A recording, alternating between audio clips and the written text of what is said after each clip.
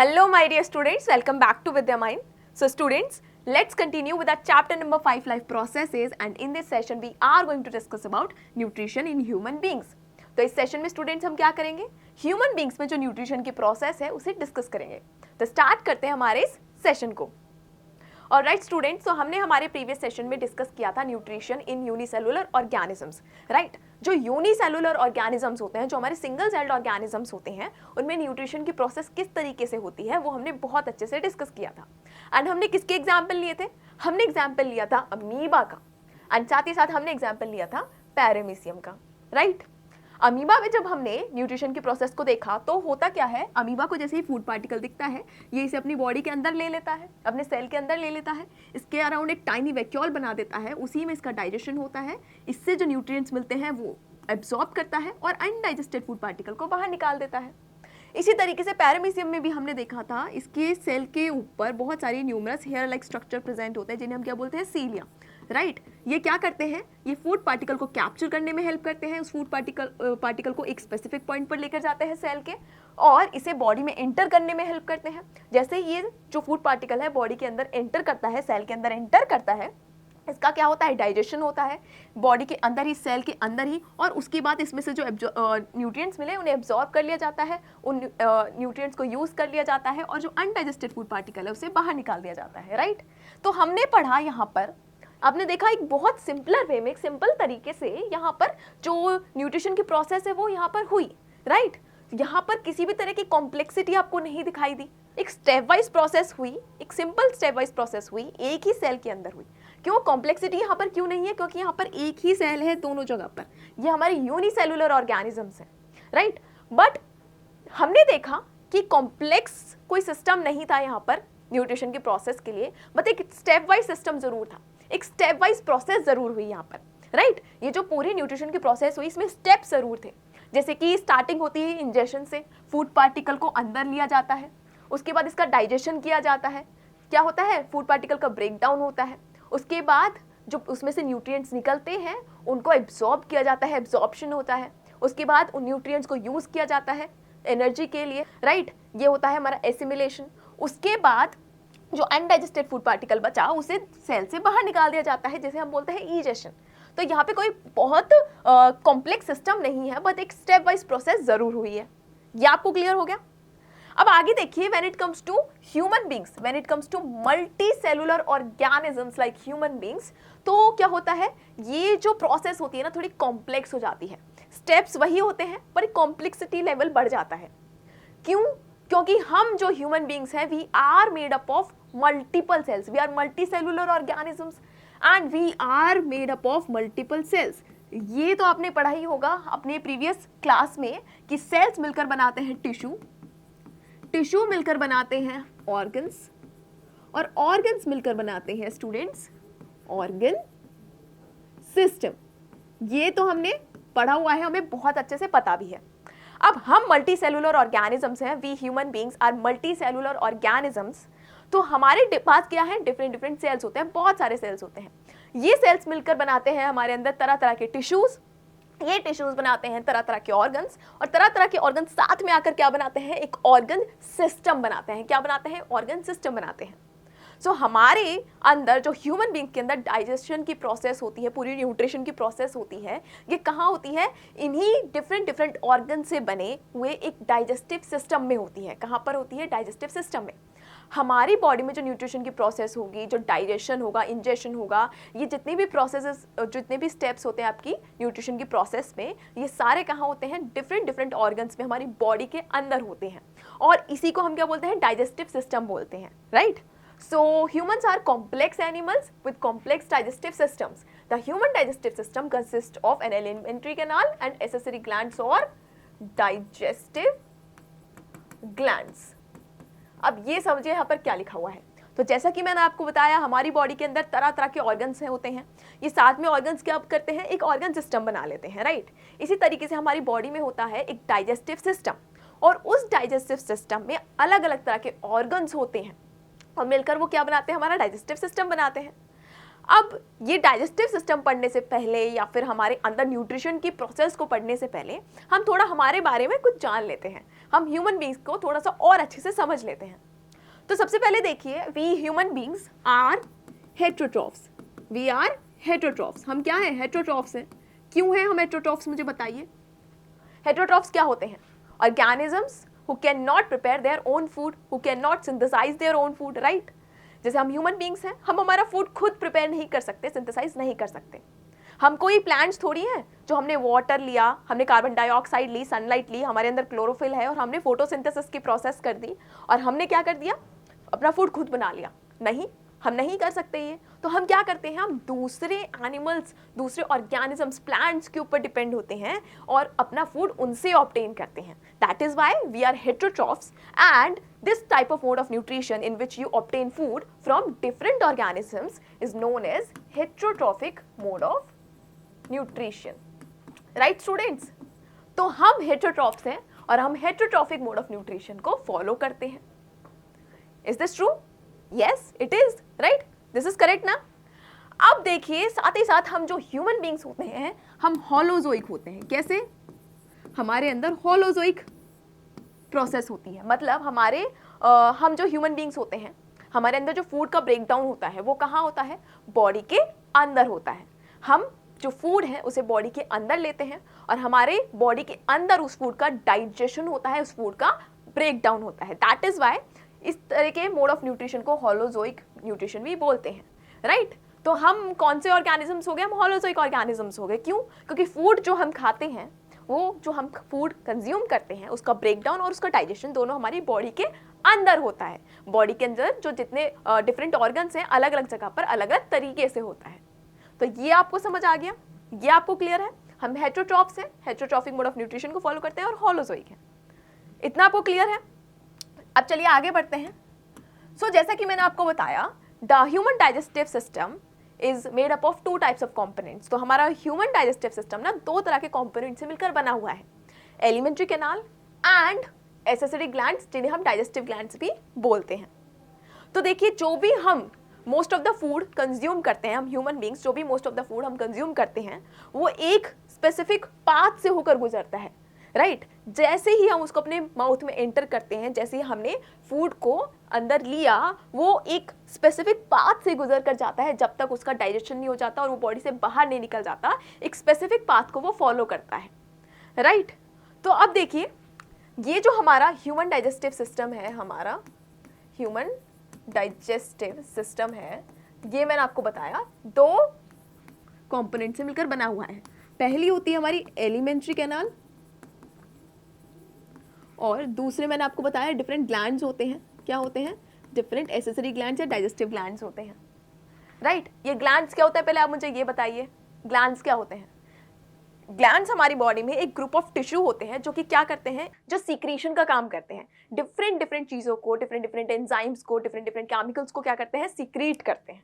Right? हमारी body में क्या होता है, एक ग्रुप ऑफ टिश्यू साथ में आता है और वो सिक्रीशन का काम करता है। जो भी चीज़ हमें चाहिए जिस टाइम पर, अलग अलग ग्लैंड्स मिलकर क्या करते हैं? अलग अलग चीज़ों को सिक्रीट करते हैं। तो इस तरीके से आप इसे समझ लीजिए। ओके? अब ये जो ग्लैंड्स होते हैं ना, वो भी दो टाइप के होते हैं। जो ग्लैंड्स हमारी बॉडी में होते हैं वो दो टाइप के होते हैं। कौन कौन से होते हैं?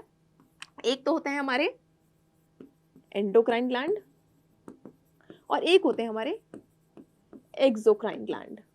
ठीक है?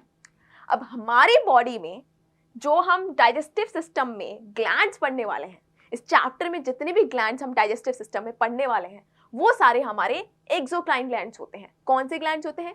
Exocrine glands. होता क्या है, हमारे ये जो एक्सोक्राइन ग्लैंड्स होते हैं ना, ये देखो इस तरीके से इनके पास एक डक्ट होती है। क्या होती है? डक्ट होती है। एक ग्रुप ऑफ टिश्यू, एक ग्रुप ऑफ सेल्स इस तरीके से यहाँ पर आता है, टिश्यू बनाता है और इसके अराउंड क्या होती है? इसके पास क्या होती है? डक्ट होती है। क्या होती है? डक्ट। अब ये ग्लैंड जो भी सिक्रीट करेगा, इसके जो भी सिक्रीशन होंगे वो इस डक्ट में आते हैं। ये जो सेल्स, ये जो टिश्यू जो भी सिक्रीट करेगा वो कहाँ आता है? इस डक्ट में आता है। राइट? और ये जो डक्ट होती है ना, ये इस तरीके से कहाँ खुलती है? एक स्किन के सरफेस पे खुलती है। कहाँ पे खुलती है? इस तरीके से सरफेस पर खुलती है। राइट? इस तरीके से सरफेस के ऊपर इसकी ओपनिंग होती है और जितना भी इसके सिक्रीशन है वो इस तरीके से बाहर डक्ट से ये निकालती है। सो आपके एक्सोक्राइन ग्लैंड्स क्या हो गए? ऐसे ग्लैंड्स जिनके पास डक्ट होती है या फिर ट्यूब होती है, एक ट्यूब लाइक स्ट्रक्चर होता है। ये आपको क्लियर हो गया? सारा जो सिक्रीशन है ट्यूब में जाता है, ट्यूब से बाहर निकलता है, ये ओपन होता है सरफेस पर और अपना जो भी सिक्रीशन है उसे रिलीज करता है।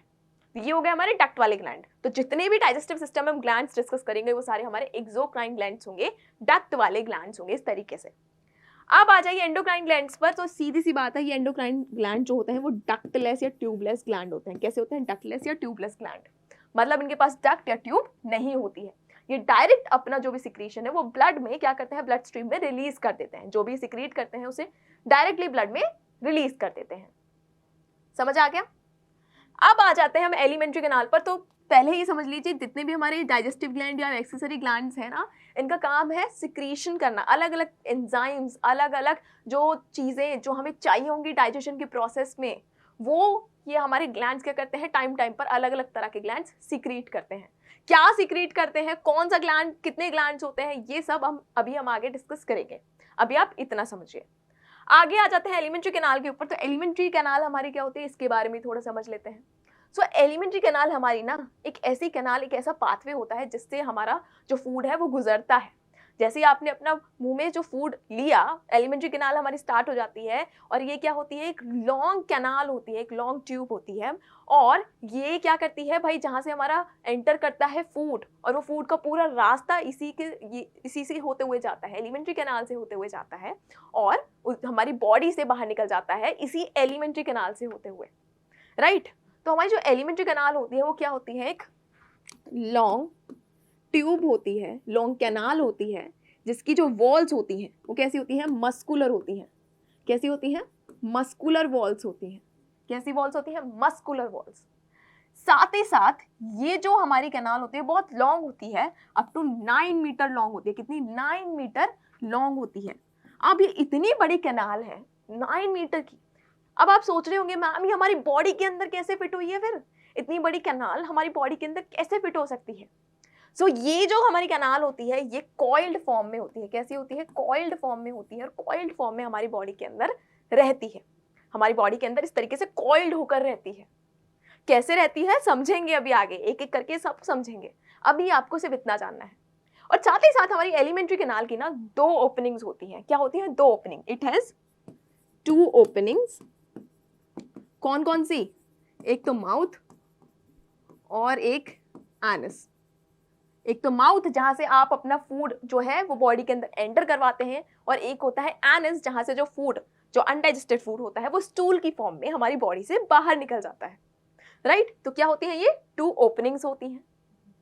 अब देखिए ये जो एलिमेंट्री कैनाल है इसको आप और क्या क्या बोल सकते हैं, क्या क्या बोल सकते हैं आप? इसको गट बोल सकते हैं। हम बोलते हैं ना गट, उसे क्या बोलते हैं? गट भी बोलते हैं एलिमेंट्री कैनाल को। और साथ में इसे GIT भी बोलते हैं।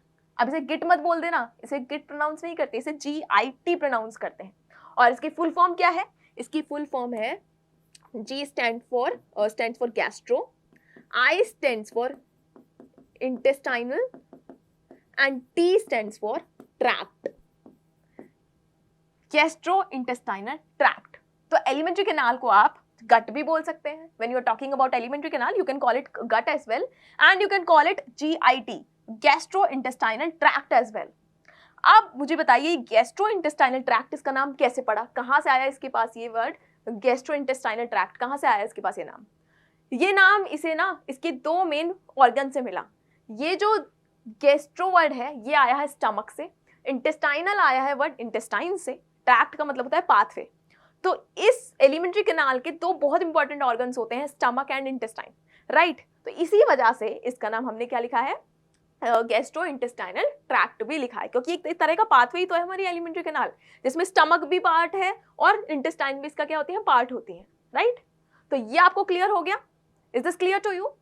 सो there are 2 components of human digestive system, alimentary canal and digestive glands और accessory glands. And the glands we are going to discuss in this chapter, they all are exocrine glands. मतलब, what do you mean by exocrine glands? The glands which have ducts, right? And the second component is alimentary canal, which is a long tube with muscular walls which is 9 meter long and it is present inside our body in coiled form, right? It has two openings, one mouth and one anus. This is also known as gut and also known as gastrointestinal tract. Clear?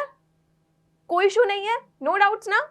Now moving on, ये जो basic है ना, ये मैंने अभी तक आपको discuss किया, आपके साथ आपको बताया है, ये सारे बेसिक्स हैं हमारे चैप्टर के, हमारे हार्ट ये टॉपिक का, ये डाइजेस्टिव सिस्टम का बेसिक है, ये आपको पता होना चाहिए, इसलिए मैंने आपको ये बेसिक जो है वो पहले क्लियर किया है, right? So components of human digestive system, मैंने आपको बताया जो डाइजेस्टिव सिस्टम है इसके 2 कंपोनेंट्स होते हैं, elementary canal and accessory glands और डाइजेस्टिव ग्लैंड्स। अब देखिए हमारी जो एलिमेंट्री कैनाल होती है, हमारी जो एलिमेंट्री कैनाल होती है, इसमें डिफरेंट क्या होते हैं, पार्ट्स होते हैं। क्या होते हैं? डिफरेंट पार्ट्स, डिफरेंट ऑर्गन्स होते हैं। साथ ही साथ ये जो हमारे एसेसरी ग्लैंड्स या फिर जो डाइजेस्टिव ग्लैंड्स होते हैं, ये भी प्रेजेंट होते हैं हमारे डाइजेस्टिव सिस्टम में, अलग अलग तरह के ग्लैंड्स अलग अलग जगह पर, राइट? अब आप देखिए ये जो पाथवे आपको दिखाई दे रहा है, ये माउथ से स्टार्ट हो रहा है, ये आपको ट्यूब लाइक स्ट्रक्चर दिखाई दे रहा है, उसके बाद ये देखो ये ट्यूब यहाँ पर मोटी हो गई और स्टमक बन गया, ये ट्यूब यहाँ पर देखो कॉइल्ड फॉर्म में प्रेजेंट है, इसने अपनी शेप चेंज कर ली, कॉइल्ड फॉर्म में प्रेजेंट है, और यहाँ पर नीचे आके देखो ये यहाँ से एग्जिट होती है, इसका पाथवे यहाँ पर खत्म हो जाता है, ये हमारा एलिमेंट्री कैनाल यहाँ पर खत्म होता है एनस पर। ये आपने देखा, यहाँ पर आपने नोटिस किया ये जो एलिमेंट्री कैनाल है इसका डायमीटर चेंज हो रहा है, इसका जो डायमीटर है वो भी चेंज हो रहा है, कहीं से मोटी हो रही है, कहीं से पतली हो रही है। सो हमारी एलिमेंट्री कैनाल जो होती है इट वेरीज इन डायमीटर, ये भी एक पॉइंट है जो आपको याद रखना है। कहीं से मोटी हो रही है, देखो यहाँ से पतली हो रही है, यहाँ से मोटी है स्टार्टिंग में, फिर पतली हो गई, स्टमक बढ़ गया, बड़ा है हमारा स्टमक कंपैरेटिवली, यहाँ पे इसका डायमीटर बढ़ गया, राइट? पर ये क्या है, एक लॉन्ग ट्यूब लाइक स्ट्रक्चर ही तो, कहीं से मोटा कहीं से पतला, कहीं पे जाकर ये पतली लॉन्ग ट्यूब बन गई, कहीं पे ये बड़ा स्टमक बन गई, कहीं पर ये इंटेस्टाइन बन गई है, राइट? तो यहाँ पे डिफरेंट ऑर्गन से मिलकर क्या बनी हुई है, ये हमारी एलिमेंट्री कैनाल बनी हुई है। क्या क्या इसके पार्ट्स होते हैं? Mouth, pharynx, oesophagus, stomach, small intestine, large intestine, rectum, anus, ये सब क्या है, हमारे पार्ट्स हैं, राइट? और एसेसरी ग्लैंड्स कौन कौन से होते हैं हमारे? डाइजेस्टिव ग्लैंड्स कौन कौन से होते हैं हमारे? Salivary gland, liver and pancreas, ये क्या है, हमारे मेन ग्लैंड्स हैं जो हमारा डाइजेस्टिव सिस्टम बनाते हैं मिलकर, राइट? यहाँ पे आप देख सकते हैं डिफरेंट ऑर्गन्स, माउथ है, राइट? फेरिंग्स है ये, और फिर आपको यहाँ पे दिख रहा होगा स्मॉल इंटेस्टाइन, लार्ज इंटेस्टाइन, ये हमारा स्टमक, ये ईसोफेगस, क्या है, ये डिफरेंट ऑर्गन्स हैं, राइट? एलिमेंट्री कैनाल के। एनस जो हमारी क्या है, एग्जिट जिसे हम बोल सकते हैं, या फिर हम एंडिंग बोल सकते हैं एलिमेंट्री कैनाल की। माउथ क्या होती है, ओपनिंग होती है एलिमेंट्री कैनाल की, और एनस क्या होती है, एंडिंग होती है एलिमेंट्री कैनाल की। साथ ही साथ आपको डिफरेंट तरह की जो ग्लैंड्स है वो भी यहाँ पे दिख रहे होंगे, लिवर आपको दिख रहा होगा, राइट? साथ ही साथ पैनक्रियास आपको यहाँ पे दिख रहा है या नहीं दिख रहा है? ये ग्लैंड्स है, इनका काम है सिक्रीशन करना, डाइजेशन में हेल्प करना। तो डाइजेशन में हेल्प करने के लिए कुछ सिक्रीट करते हैं, क्या करते हैं पढ़ेंगे आराम से धीरे धीरे। साथ ही साथ एक चीज और आपको बताती हूँ, ये जो लिवर होता है हमारा, ये ग्लैंड है, आपको ये जो दिखाई दे रहा है liver, it is the largest gland in human body. हमारी बॉडी का लार्जेस्ट ग्लैंड होता है, सबसे बड़ा ग्लैंड होता है हमारी बॉडी का हमारा लिवर। कई बार एग्जाम में ये एक मार्क का क्वेश्चन आ जाता है, what is the largest gland in our body, तो आपको याद रखना है लिवर होता है, राइट? तो आई होप ये आपको बहुत अच्छे से क्लियर हो गया होगा that our human digestive system is made up of 2 type of components, alimentary canal and accessory glands. Alimentary canal is comprised of mouth, pharynx, esophagus, stomach, small intestine, large intestine, rectum and anus.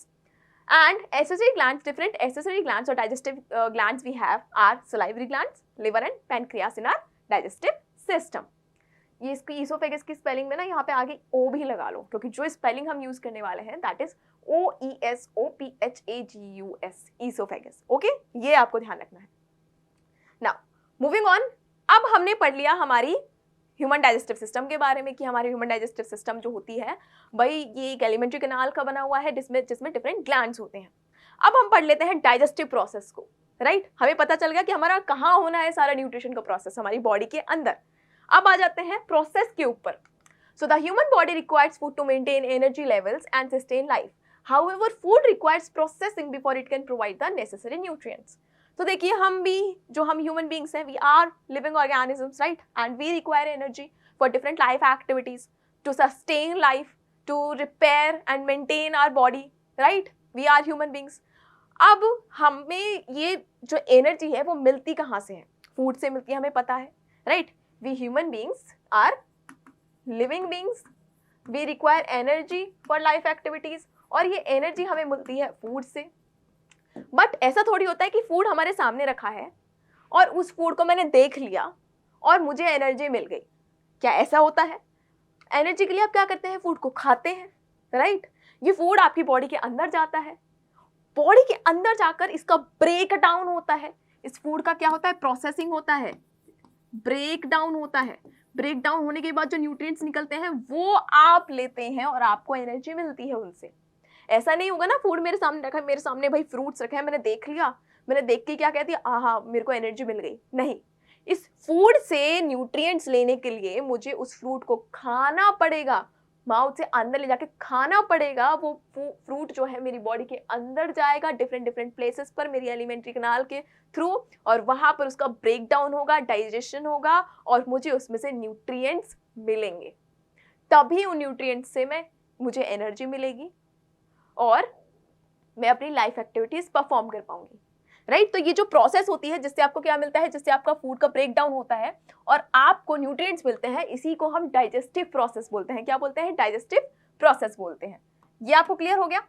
आगे देखिए, the digestive process involves the regulated movement of food along the digestive tube so that each part can process it properly. तो ये digestive process में आपको जो food है ना, वो एलिमेंट्री कैनाल के थ्रू होते हुए जाता है. हर पार्ट पर उसका क्या होता है, हर पार्ट पर अलग तरीके से उसको प्रोसेस किया जाता है. उसमें अलग अलग जगह पर जाकर उसमें जो अलग अलग सब्सटेंसेस होते हैं हमारे फूड में, उनका ब्रेक डाउन किया जाता है. हमारी बॉडी में जो डाइजेस्टिव ऑर्गन्स है ना, डिफरेंट डिफरेंट हमारे डाइजेस्टिव पार्ट्स हैं, वो अलग अलग चीज़ का ब्रेक डाउन, अलग अलग सब्सटेंस का ब्रेक डाउन करते हैं. हम क्या करते हैं, हम जो फूड खाते हैं, हम जो फूड कंज्यूम करते हैं, उसमें अलग अलग तरह के सब्सटेंस होते हैं, राइट? तो वो सारे सब्सटेंसेस जो होते हैं उनका ब्रेक डाउन होना जरूरी है, तभी तो हमें उसमें से कंप्लीट क्या मिलेंगे, न्यूट्रिएंट्स मिलेंगे, तभी तो हमें एनर्जी मिलेगी. क्योंकि हमारी बॉडी को क्या चाहिए, हमारी जो बॉडी होती है ना, उसे अलग अलग तरह के न्यूट्रिएंट्स चाहिए होते हैं. इसलिए हम क्या करते हैं, एक बैलेंस्ड डाइट खाते हैं. क्या खाते हैं? एक बैलेंस डाइट कंज्यूम करते हैं. बैलेंस डाइट मतलब जिसमें सारे तरह के न्यूट्रिएंट्स हो, इंपॉर्टेंट कार्बोहाइड्रेट्स हो, वाइटामिन्स हो, मिनरल्स हो, राइट? अलग अलग तरह के फैट्स हो, जो हेल्दी फैट्स होते हैं. तो हमें क्या चाहिए होते हैं, हमें तरह तरह की कंपोनेंट्स चाहिए होते हैं हमारी बॉडी को बनाए रखने के लिए, और ये हमें मिलते हैं हमारी डाइट से. और जो सारे न्यूट्रिएंट्स इस डाइट में होंगे तो उस डाइट को हम क्या बोलेंगे, बैलेंस डाइट बोलेंगे. हम बैलेंस डाइट को खाएंगे. अब ये तरह तरह के सब्सटेंस हमारी बॉडी में गए हैं थ्रू आवर फूड, तो इनका ब्रेक डाउन भी होना जरूरी है. सारे तरह के सब्सटेंसेस का ब्रेक डाउन होना जरूरी है, और वो कहाँ होगा, बॉडी में, हमारी एलिमेंट्री कैनाल में, अलग अलग जगह पर अलग अलग तरीके से होगा. ये क्लियर हो गया? तो हमारी जो डाइजेस्टिव प्रोसेस होती है उसके डिफरेंट स्टेप्स होते हैं. क्या क्या हम पढ़ चुके हैं ऑलरेडी, राइट? जैसे कि इंजेशन, हमारे अंदर ह्यूमन बींग्स में भी ये सारी जो डाइजेस्टिव प्रोसेस है वो सेम होती है यूनिसेलुलर ऑर्गेनिजम्स की तरह, बट प्रोसेस का जो तरीका होता है वो अलग हो जाता है, राइट? इंजेशन हम करते हैं पर उनसे अलग तरीके से, अलग वे में करते हैं. यूनिसेलुलर ऑर्गेनिज्म से अलग वे में करते हैं. क्यों? क्योंकि हम तो मल्टीसेलुलर ऑर्गेनिज्म से, हमारे पूरा स्ट्रक्चर चेंज हो गया है, तो हमारे तरीके भी चेंज हो जाएंगे. प्रोसेस वही रहेगी, राइट? स्टेप्स वही रहेंगे, प्रोसेस चेंज हो जाएगी. तो इंजेशन होता है हमारे अंदर, हम इंजेशन करते हैं, डाइजेशन होता है हमारा फूड का. फिर उसके बाद जो हमें न्यूट्रिएंट्स मिलेंगे उन्हें एब्जॉर्ब भी कर लेंगे, उनको यूज भी करेंगे, राइट? हमें एनर्जी के लिए, हमारी बॉडी के रिपेयर के लिए, मेंटेनेंस के लिए, उसे एसिमिलेशन बोलते हैं. और लास्ट में जो बचा हुआ अनडाइजेस्टेड पार्ट होगा, वेस्ट पार्ट होगा, उसे हमारी बॉडी से स्टूली फॉर्म में निकाल भी देंगे, जिसे हम इजेशन बोलते हैं. तो ये डाइजेस्टिव प्रोसेस हमारी बॉडी में होती है, ये न्यूट्रिशन की प्रोसेस हमारी बॉडी में होती है. स्टेप्स तो वही है बट प्रोसेस अलग होती है. यही प्रोसेस हमें इस चैप्टर में डिस्कस करनी है, राइट? तो आई होप ये आपको बहुत अच्छे से समझ आ गया होगा और यहाँ पर आपको किसी भी तरह का कंफ्यूजन नहीं रहा होगा. नेक्स्ट सेशन में हम स्टार्ट करेंगे हमारी ये सारी प्रोसेस को पढ़ना, one by one, step by step हम इस सारी प्रोसेस को बहुत अच्छे से डिस्कस करेंगे. तो अब हम मिलेंगे हमारे नेक्स्ट सेशन में. तब तक के लिए keep watching with your mind. Thank you very much students.